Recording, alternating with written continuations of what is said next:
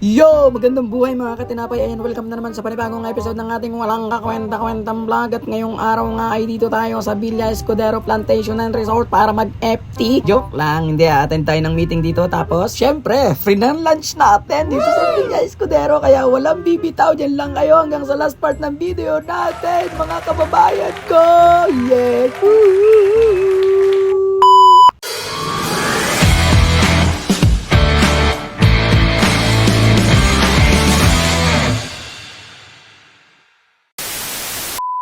Ngayong araw nga guys, ay attend tayo ng meeting dito sa Villa Escudero Plantation and Resort para sa isang event dito nagaganapin sa Villa Escudero lang naman po.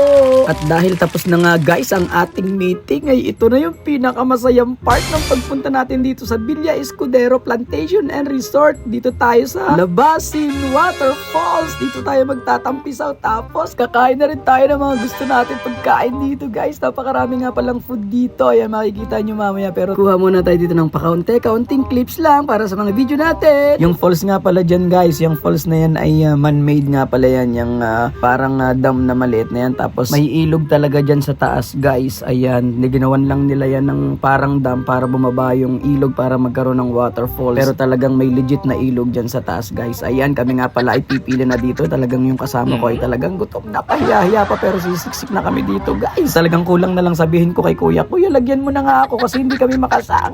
Ayan, may dala na nga pala kami mga plate dyan, pero mamaya-maya makakakuha na tayo ng foods dyan. Gutom na mga tropa natin! Ano na kuya, bilisan mo! Gutom na kami! Ayun, maraming salamat nga pala sa nagpapasok sa amin dito kahit kami mukhang gusgusi. Kung tatanungin nyo nga pala ang pagpasok dito sa Villa Escudero Plantation and Resort, talaga matututo kang magmahal pag nalaman mo ang presyo, pero sulit naman. Something ganun yung presyo para makapasok ka dito guys. Pero guys, paniguradong sulit na sulit ka sa presyo na yon, kasi pagpasok mo dito, ang dami mo talagang makikita. May museo pa sila dito, may mga cultural show pa sila dyan. Kaya guys, dun sa presyo na ibabayad nyo, talagang sulit na sulit guys. Meron din sila ditong church dito sa loob nito. Para sa akin talagang recommendable itong Villa Escudero Plantation and Resort na to, kasi naandito na lahat guys, simula simbahan hanggang sa pasyalan hanggang sa kainan, naandito na lahat guys. Yung mga cultural pa kagaya ng sinabi ko kanina, kaya dito na kayo mamasyal guys. Sulit na sulit yung ibabayad nyo dito guys. At dito nga guys ay pinunasan ko yung aking cellphone at nanlabo na, parang pagmamahal niya. Talagang napisangat mo pa yun. Ayan, at ang lamig nga pala ng tubig dito guys. Pwede nga pala kayong maligo dun, pwede kayong magtampisaw. Yung mga bata nga pala dyan ay naliligo, at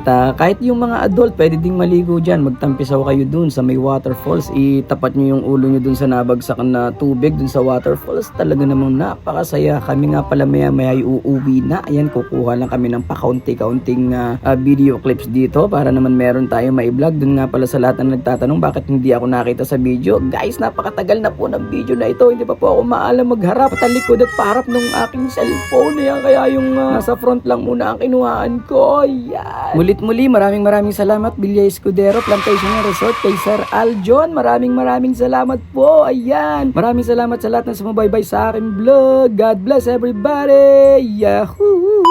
Tinapay TV.